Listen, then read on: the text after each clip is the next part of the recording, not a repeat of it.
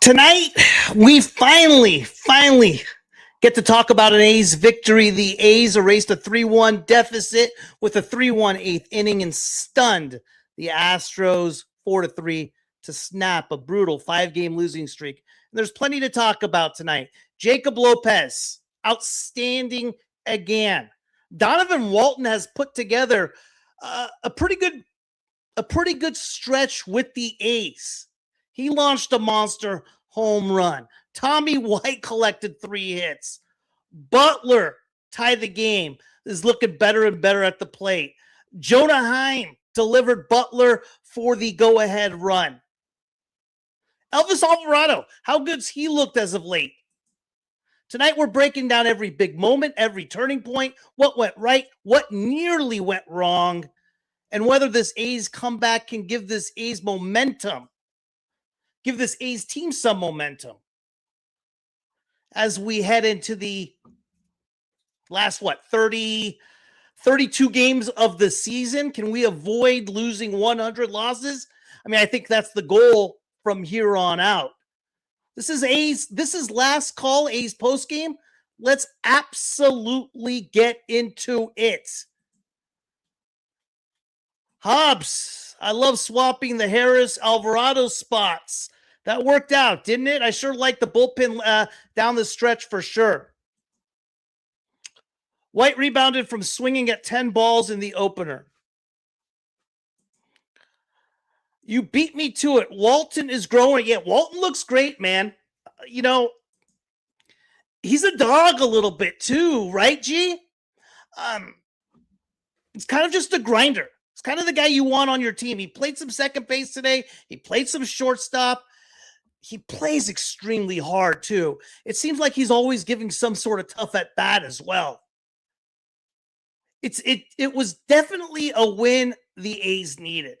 Let's start with the obvious. Losing streak's over. 5 straight losses. We got swept in Kansas City in 4 games. We lose the opener yesterday. Offense just simply didn't show up. But tonight, the A's found a way to stop it. That's important. Not because one win suddenly changes everything. It doesn't. We know that.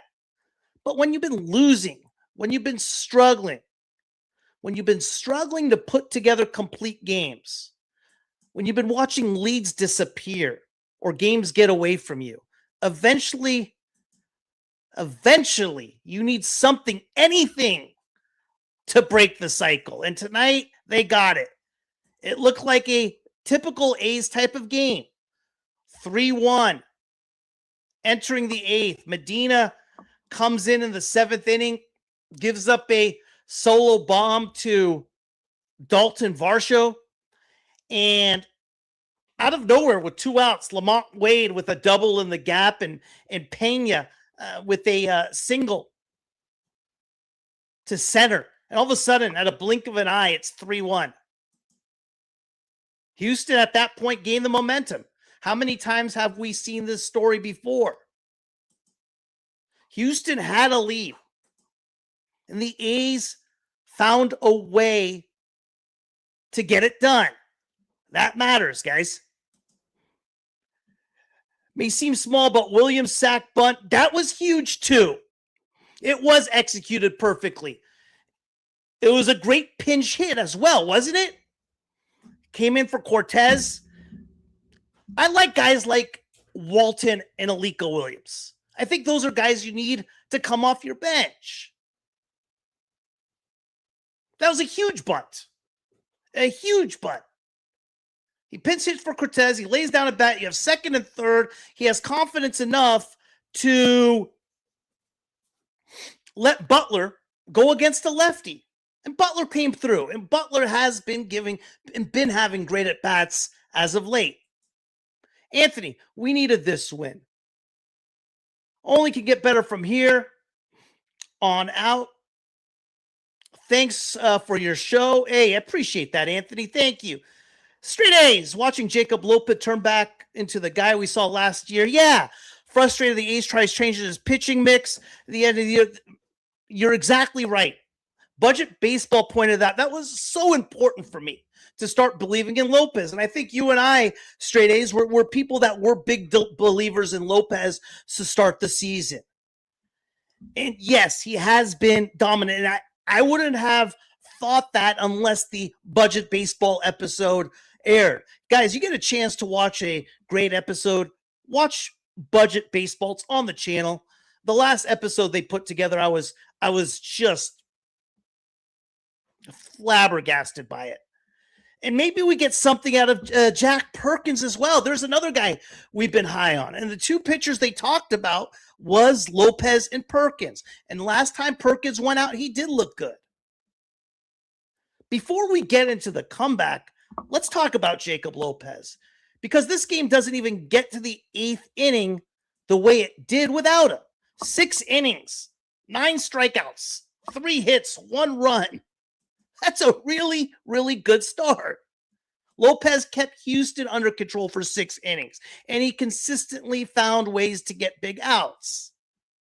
Astros had opportunities, but Lopez kept limiting the damage. Only 1 walk as well. And that's exactly what you want from your starter in a big road game. These games are huge for the Astros. These are practically playoff games. I mean, you look at the standings on this American League West. They're 1 up. A's offense has been the A's offenses lately, right? They weren't lighting up the scoreboard, but Lopez gave them a chance. And that's what you want. And ultimately, the A's finally put something together. G-Dub talked about him earlier. Donovan Walton.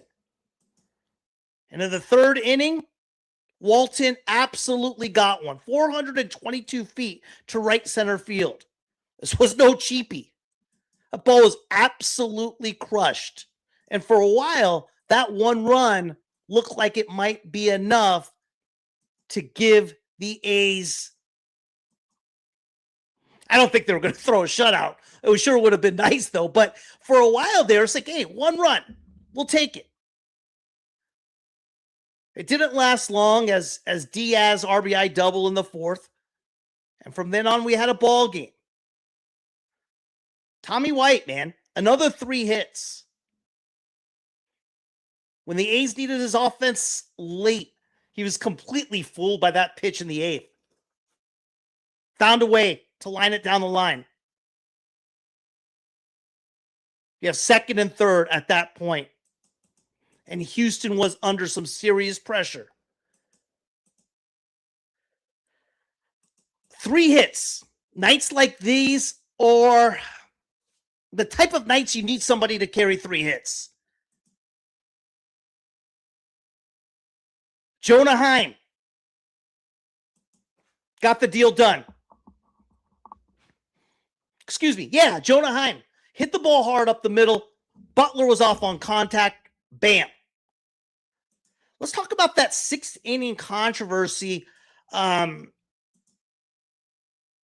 when Joe Espada came out of the Houston dugout. What do you guys think of that? So Espada came out of the Houston dugout. Apparently, he wanted a timeout to talk to Hunter Brown and leave him in the game. But the umpires interpreted the situation differently and forced Brown out.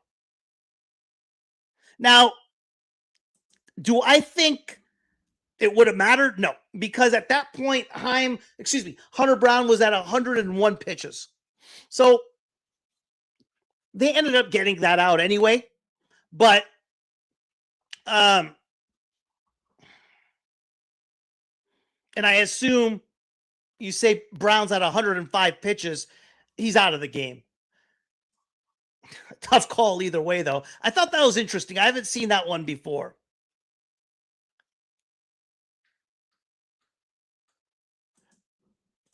G-Dub was happy we didn't fold after Medina. Yeah, me too, man.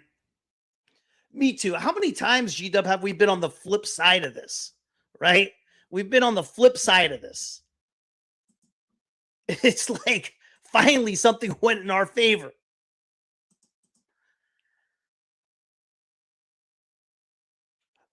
Seventh inning. This is where it looked like Houston was going to take control, as I talked about earlier. Varsho bomb against Medina, right?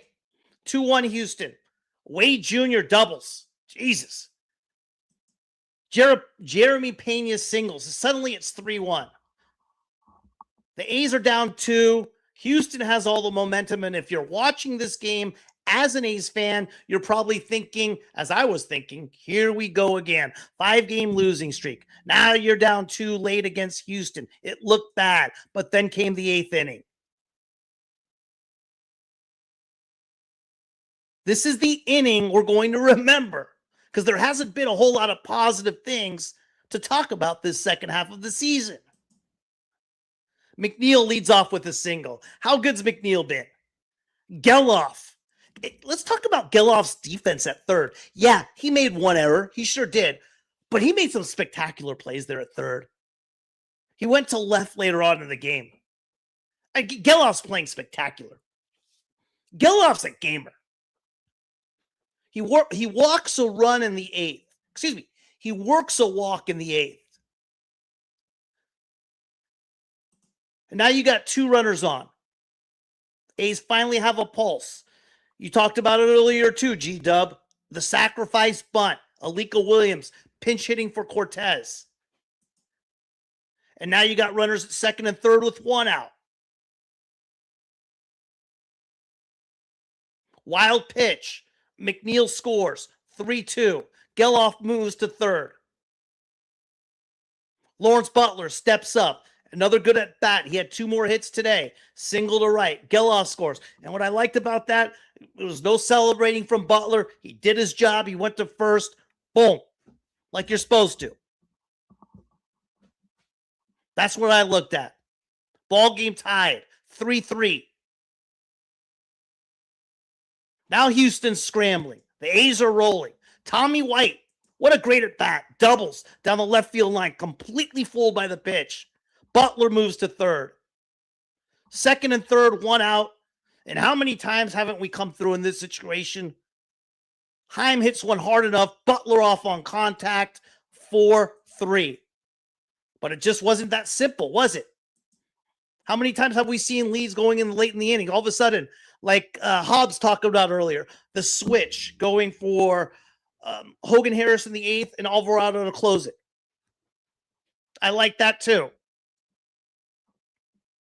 That worked out. How many times have we had innings in the 8th and 9th where it went 6 up, 6 down? Because the question every A's fan was asking, can we actually hold on to the lead. Altuve grounds out. Walker grounds out. Varsho strikes out. Hogan Harris did that? I was expecting the customary walk to lead off the eighth. And then Alvarado came into the ninth. And he delivered. Diaz strikes out. Smith strikes out. And Trammell flies out lazy to left. 3 outs. No drama. No comeback from Houston. No blown lead. Just a clean ninth inning and a 4-3 A's victory. Let's name the guys who made this happen. Lopez. Lopez had to be your player of the game, obviously, right? 6 innings, 9 Ks, 1 run. Walton, home run, early offense. Tommy White, 3 hits. Butler, game-timing RBI single. Jonah Heim getting his job done. Alvarado, 3 up, 3 down for the save. And let's not forget about the entire 8th inning sequence. McNeil gets on. Gelof gets on. Alika Williams with the sack bunt. The wild pitch. Butler ties it. White doubles. Heim puts them ahead. And that's a team inning, guys. Does this win mean anything, really? Yeah, it does. They all mean something. And it looked like at the end of the game, it was just more relief for the A's. They won a game a different way. They won a game they haven't won in this type of fashion. Does this mean everything is turned around? No, obviously not. It's one win. Let's not get carried away. But it's an important win because because momentum in baseball can change quickly. You can lose 5 in a row and then suddenly you win 1 and tomorrow you have a chance to win another. That's what tonight gives the A's a chance. And you got some positives to build on this. For the first time, you see a starting pitching staff, maybe, right? Sam, Straight A's talked about it earlier. You have Jacob Lopez, who looked great. And now you're seeing, you're seeing how this pitching staff can potentially be put together next year with JT Ginn, Gage Jump, Jacob Lopez. I'm not quitting on Jack Perkins yet either. I like Perkins. I think he still has a lot to bring.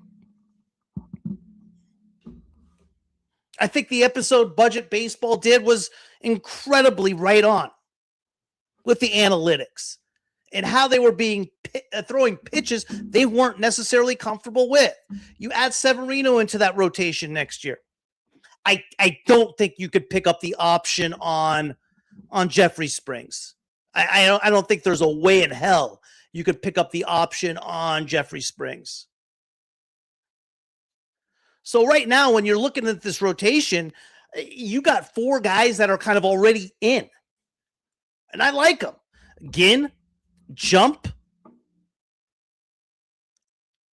Severino, and Lopez. And you kind of feel good about those 4. It's not like 4 guys you're just running out there. You actually feel good about those 4. And when you're looking at a 5th starter, well, you know what?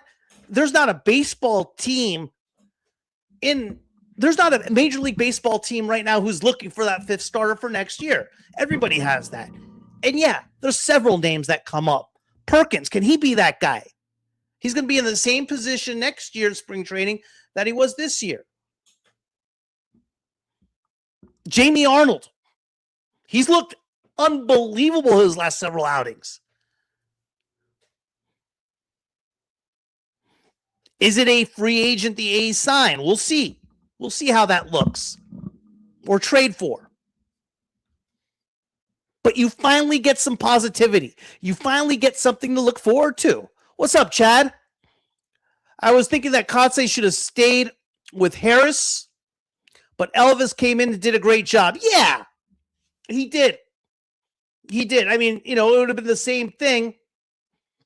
Harris threw only 11 pitches if it didn't work out. That's what's so tough. It's a game where, and I've said this before, Kotsay's received a lot of criticism Some of it's fair, some of it's not. He's pressed all sorts of buttons this year. None of them have worked. It's always gone the opposite direction. But he's tried several different things.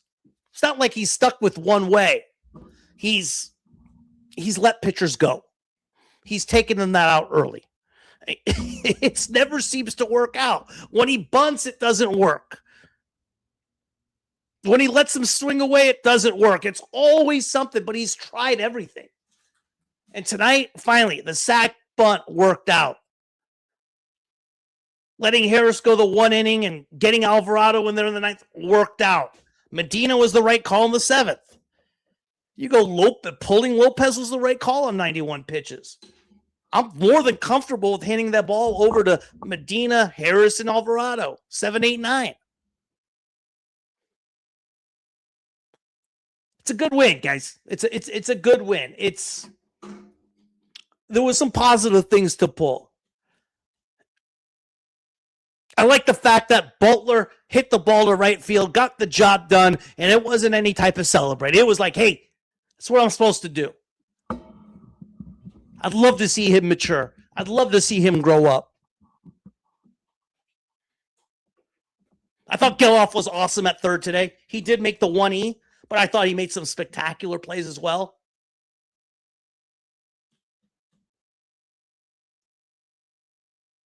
Bolte went 0 for 3 today. He walked twice, though. He struck out twice as well. Still young.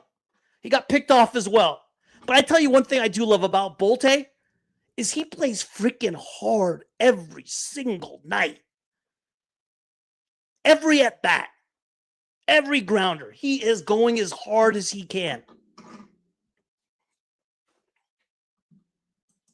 Billy. Yes, buddy, the starters look good for next year, but we know the injuries and off years, we need a potential. Yeah, I mean, listen, Bill, as far as that stuff, I hear you. We'll see. I mean, I think every team goes through that, right?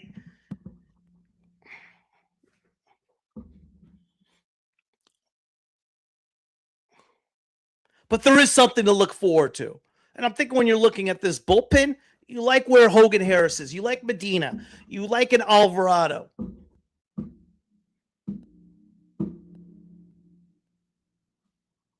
I think there's still a lot of work to do with this bullpen. The GM is going to be huge. What this team's going to do with the GM. I tell you, know who else is looking good at the plate, guys? I've seen a few of his at-bats. I don't know what his numbers were tonight, but Denzel Clark looks a lot better in Vegas. He looks like he's getting better.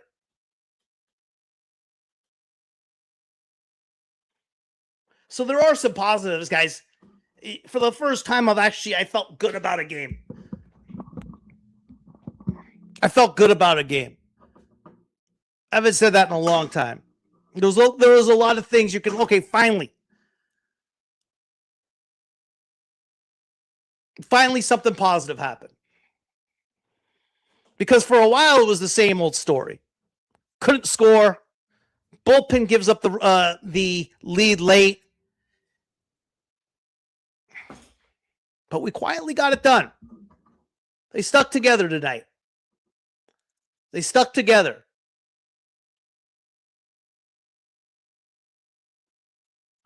It's a good win. It's a good win. I love the way Gelof's playing. Guy plays freaking so hard. Barlow got DFA'd. Yeah, I'm not surprised at that.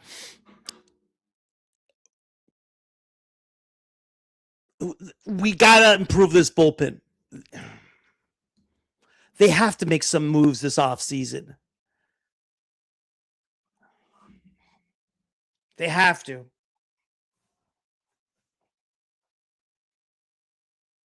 The bottom line, and I said this last offseason, you're going to have a hard time convincing pitchers and free agents to come to the A's.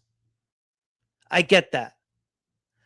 But where they don't have an option, where they don't have a choice, and this is where I felt Forrest failed, was trades. They made one trade last offseason. That was for McNeil. They didn't make any other trades. And I thought that's where the A's need to capitalize, because you're not going to get free agents to sign in Sacramento. But you can make moves with trades.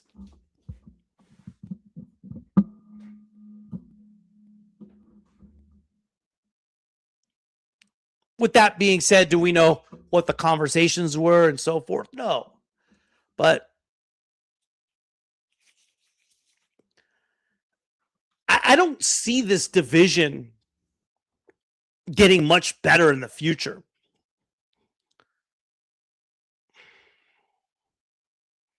Seattle's going to be better, obviously. But in other words, I mean, I think the goal for this year that I stated was like, hey, let's play important games in August and September. That goal's obviously not going to happen. But I think that's the goal next year. Play important games in August and September. And as far as I see it, I think how the roster potentially looks next year is around a 500 team. And I think a 500 team allows you to play important games in August and September. I mean, look right now. Mariners are 6 games under 500. They're 3 games out. The Rangers are 2 games. They're 2 games under. They're a game out. So there's 32 games left. Who's out there that we can get? The A's should have traded McNeil and Heim. We weren't going to get anything from McNeil, though. I mean, we might have. We weren't going to get much. Nobody we're going to really talk about. Maybe another Seth Johnson type player. Yeah, he does have an expiring contract. Bill, it's really interesting what was going on in that deadline. Why more deals weren't being made is crazy to me. Why Jonah Heim didn't get dealt was nuts.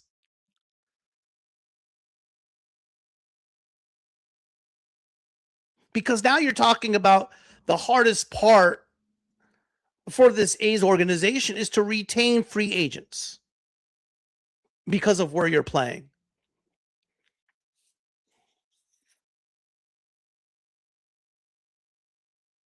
That's what's hard. The only opportunity you have is to make trades. I don't care who you're getting. To have Jonah Heim on this team for 40 games left in the second half was pointless. The only thing I can think of, but again, it's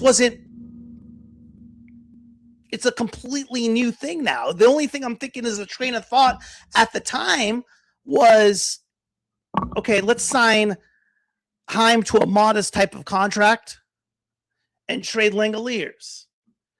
But you're not guaranteed to sign Heim.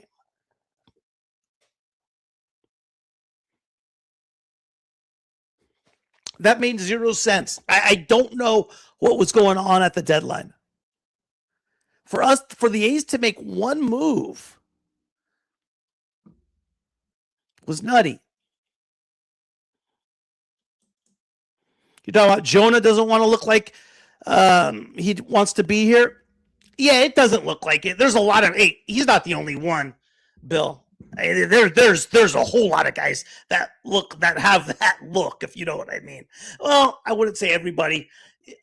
There are some guys that Donovan Walton, I love the way he plays. Is he good enough? I don't know.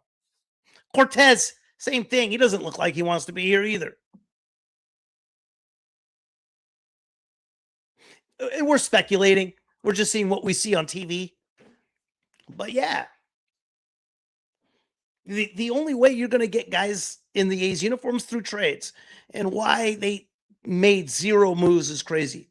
And I'm shocked you couldn't get you could have gotten something for Jonah Heim. I'm not saying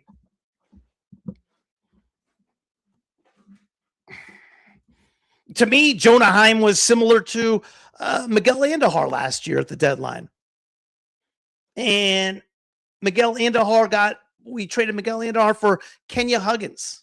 Kenya Huggins was, I think, like the 23rd ranked prospect for the Reds at that time.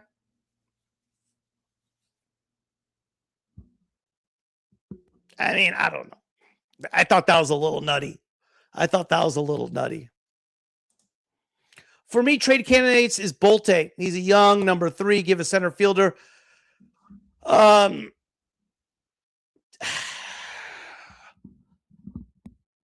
We'd have to get.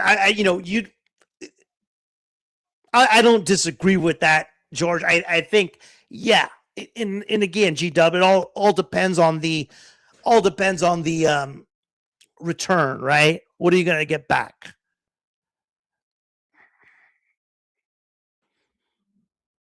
I like Bolte, but in order to get something in return, you have to give something up. So I get it. I'm not opposed to that, as long as the return's right. And I like the idea, yeah, give Gelof center field.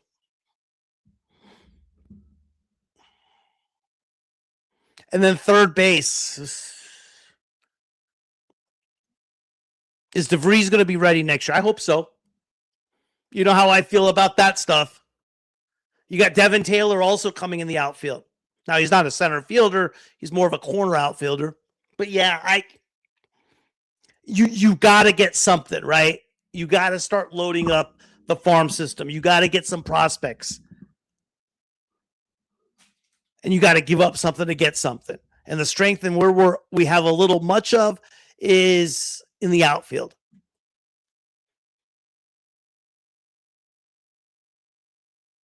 I like the Colby Thomas trade for Seth Johnson. I know it doesn't seem much to a lot. He hasn't done a whole lot. But hey, listen. He could be something. We know what Colby Thomas is. Right now, neither of them are anything. So, we just hope. I don't mind that, G-Dub. I don't mind that, Bolte. They gotta be more active this offseason. What makes it hard too, though, guys, with regard to the trades this offseason is the lockout. Because there will be a lockout starting in December. Which means no trades, no winter meetings, no anything. And that lockout will probably end in March. And then you're only going to have a few weeks to make some moves before you have that kind of limited spring training. And then you're going to start the season late. Season will ride into November, but they'll get 162 in. It's the same story. But they have to be active. Butler has to keep it up for Bolte to be dealt to. Well, Butler's not going to go anywhere, right? Butler's under that contract, and he's going to get his reps no matter what next year. We've seen the story from Butler the last 2 second halves. He's looked better. There's no question about it. Billy Ball for life. You need a roster full of guys that want to be here and create yes, absolutely right. Get rid of the ones that want, yes, you're 100% right. Once again, create a culture. You're 1,000% right, Billy Ball. You got to create that culture first. And I'd rather have guys like off the bench, like an Alika Williams, like a Donovan Walton type. Guys that know their role and are great culture guys. I 100% agree with you. It's not getting the best players, it's getting the right players. The best players aren't going to necessarily get you the wins. You got to get the right players. And I think the most important part for this organization is culture, is leadership. Once that's fixed, you can work on everything else. But that has to happen first. Because if you have a crap culture, you can have the best players in the world. You ain't going to win. The Dodgers win. First of all, the Dodgers barely won the last 2 years. And the Dodgers probably have the best culture in all of baseball. People want to go there. They were 1 game away from losing in 24 to the Padres. They won that series through bullpen games on a bunch of guys you never knew. They have that culture. The A's need that culture. So, yeah, good win. There's stuff to look forward to.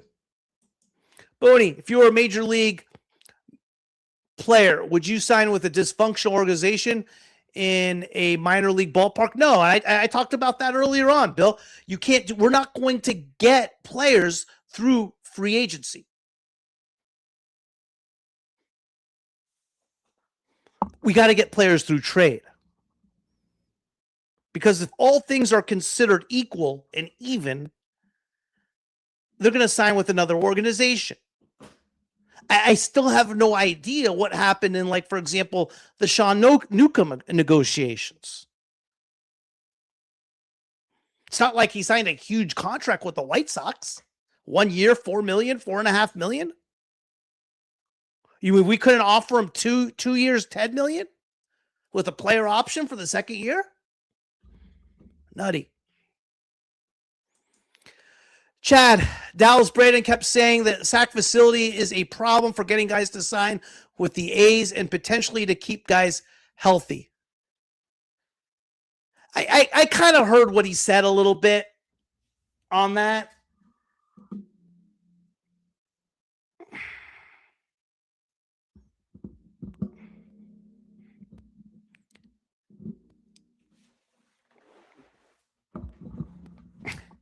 I don't know. You know, if you have the right culture, if you have the right leadership, if you have guys that want to be there, I think people would want to come. The facility in Sacramento, as far as the ballpark, sucks, right? But the facility where they're, I understand it's a good facility. As far as getting hurt, listen, we don't know. Maybe, maybe. I don't know. I heard that on foul territory. Yeah, listen. I've stated on several occasions, I'm not a Dallas Braden guy.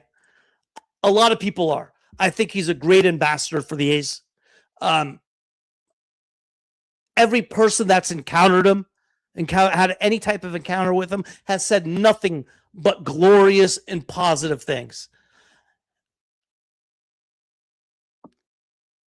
I'm not one of them. And I know I'm the minority on it, guys. I just am not. I wish he was not in the announcer's booth. I believe he should be part of the A's organization going forward. I think he is an amazing ambassador for the A's. But yeah, that's just, how I feel. But like I said, every person, he's taken time to talk to everybody. And I've heard nothing but positive things about Dallas Braden. But on what you're talking there on foul territory, maybe, for sure.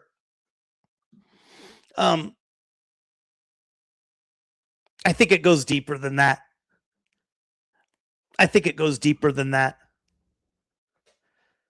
You kind of know that's happening, and you kind of know that you have to pay a premium. You want to take the Sean Newcomb example. Sean Newcomb whole thing was he wanted to be a starter. Because why does he want to be a starter? So he can go on the free agent market and get paid starter money. The White Sox signed into a 1 year, $4 million deal, a very modest type of contract. I have a hard time imagining that if you offer Sean Newcomb a 2 year, $12 million deal with year 2 being a team option and allow him to be a starting pitcher. Excuse me, year 2 being a player option and allow him the opportunity to be a starting pitcher. I have a hard time imagining he doesn't take that deal. Because if he is a starting pitcher and he succeeds, he can opt out year 2 and go get that free agent starting pitching money.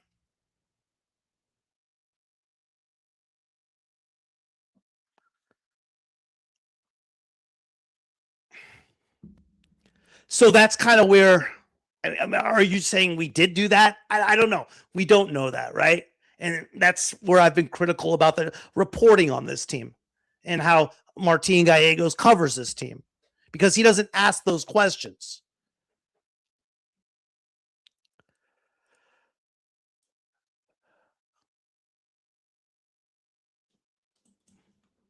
With pitchers and hitters, the A's have found the years to come to sack and resurrect their career. Yeah, right? I mean, but hitters, we have hitters. I mean, I don't know who you give up. We got hurt this year. G-Dub, the line for Dallas Braden fan club. Yeah. Hey, G-Dub, absolutely. Absolutely. I get that 100%. And like I said, everybody I have come across with has had nothing. It's been like you. Biggest fans ever. And that's great. I think he's had that type of positive type of deal. There was an SI writer on Rants Live last week. If you guys had a chance to listen to it or to, watch part of it, he talks about how, hey, he covered the game and Dallas Braden spent 15 minutes just talking ball with him.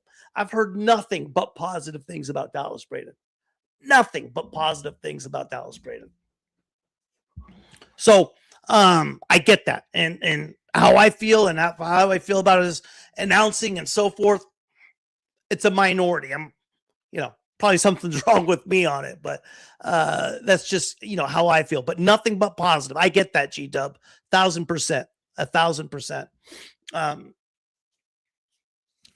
But my question becomes again, it's like where I get irritated is how don't we know about like what happened with like a guy like Sean Newcomb, and the other guy too who signed some sort of modest contract was who's the lefty for I've talked about him in the past, lefty for the Pirates we've faced in the past, all-star, not this year. I've talked about him. Anyway, same type with him. He signed a modest 1-year deal with the Pirates as well. Why don't we know about like, hey, why isn't Newcomb here? Did we offer him some sort of contract? Did he just turn it down? It's the most uninformed fan base in all of baseball. No other organization is covered this poorly. That's what pisses me off about Gallegos, Braden, all that. And is my criticism probably misdirected? Maybe. But that's where I get pissed at. Yes. Thank you, Gregory Soto. Good call. Gregory Soto was an all-star with the Mets. I mean, you look at who this team signed and spent money on. It was $8 million on McNeil, $6 million on Savale, $3 million on Leiter Jr., who ended up actually being pretty good. You got another $1.5 million to Barlow. That's close to $20 million right there.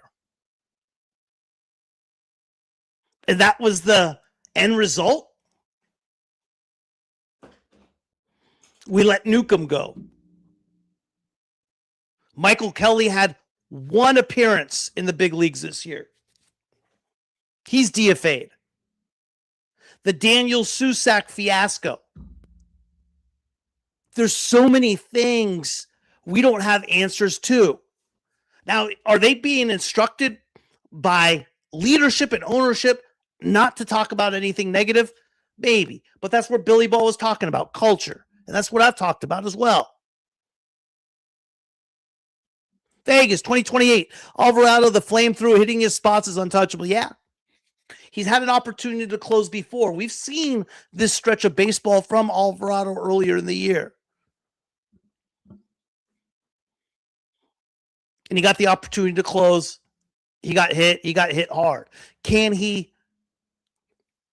show some sort of consistency? Because, yeah, when he looks good, he looks good. He looks really good. But Gregory Soto, Newcomb, I'm not saying we go after, like, but these two guys signed modest deals. Modest deals. That's the stuff I get frustrated about with when you're talking about that. It's not like, hey, they're great, this and that, but why don't we know what's going on? It's nutty. And that's what pisses me off about this franchise. We never know what's going on. I would have loved Gregory Soto, G-Dub. Would have loved Gregory Soto. And if I know this franchise and what it is, you know what they're going to get this offseason? I just have a feeling, and I hope it's, if I'm wrong, it's going to be, I'm telling you, I'm getting older. I'm losing my memory.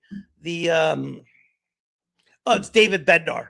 They're going to sign Bednar to like a 2-year, $30 million deal or a 1-year, $15 million deal from the Yanks. And that's going to be like all the money we spend. But you go back to like even 2024. I talked about it a lot. Alex Wood, they signed to like a 1-year, $11 million deal. Ross Striplee, they traded for from the Giants. They paid $10 million of his contract. It's like always the same deals, man. So anyway, but hey, great win.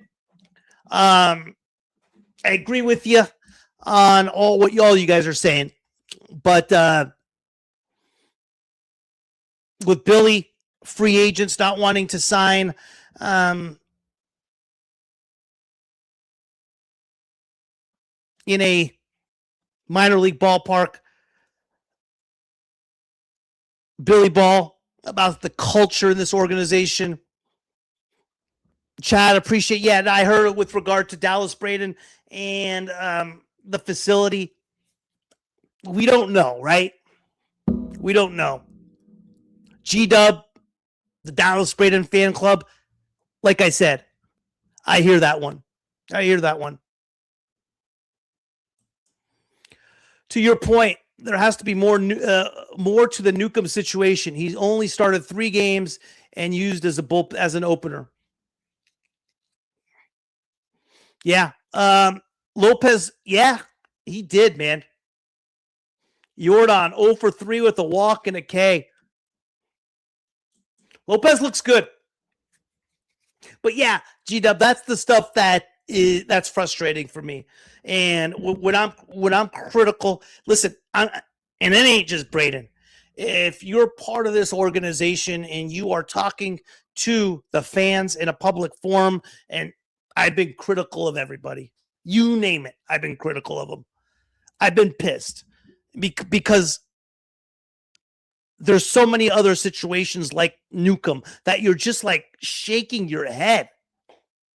Like, huh? Like Susak's another one of those. I was like, what? They've DFA'd I don't know how many guys from the 40-man.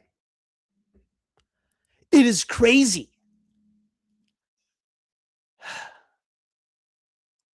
Like they never asked the questions. That's what's frustrating. That's what, and that's where my criticism towards Dallas and everybody else comes from. It's like, dude, I mean, are you guys going to ask a real question so we can get just have a little bit of an understanding of where this organization's going? So, Chad, it's a minor league ballpark with California taxes as well. Yeah. But Chad, at the same time, I'm with you. But when you're looking at a lot of how you combat that, sure, Severino shined at about a 40. What did he sign at? 17. About a 1, 3, 4. About a 35% premium. But what was the big thing in Severino's contract? What was the big thing in Severino's contract? What was year 3? A player option. Year 3 was a player option.